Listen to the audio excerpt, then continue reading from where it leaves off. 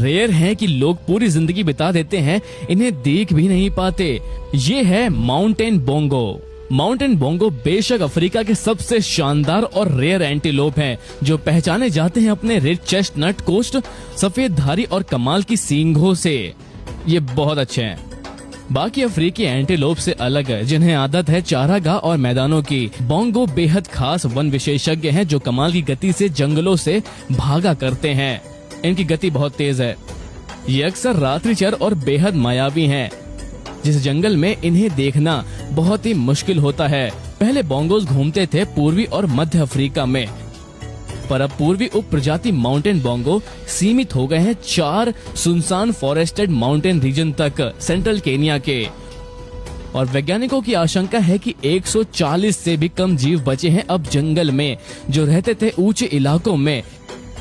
ये वन्यदैत्य अब रेयर बड़े मैमल्स हैं जो इस दुनिया के हैं। तो क्यों माउंटेन बोंगो नायाब हैं? अब सवाल ये है। इंसानों की हरकतों ने ये प्रजाति बिल्कुल किनारे कर दी है। जगह का खोना, काटना और खेती बढ़ना, संरचना और विकास ने जंगल तबाह कर दिए हैं जहां वो रहा करते थे। और हाँ, अवैध शिकार ने उनकी खाल, सींग और बुश मीट ने उनकी संख्या और भी घटा दी है। ऐसा करते इंसान।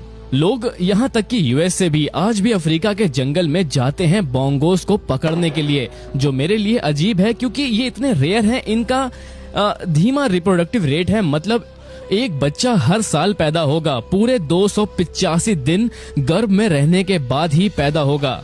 यानी कि रिकवरी पिछले जानवर की तरह इस आबादी की भी बेहद धीमे है। माउंटेन बोंगो को बचाने का प्रयास सफल रहा है अभी तक, जिसमें 400 कैप्टिविटी ब्रीडिंग प्रोग्राम्स में है इस दुनिया के।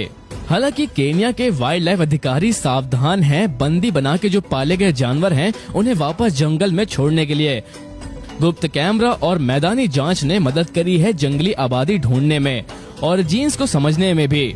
फिर भी कोई ताकत है इन जानवरों को असली में मरने से बचा नहीं पा रही, क्योंकि ये अफ्रीका है, वहाँ अवैध शिकार जारी रहता है हर बार।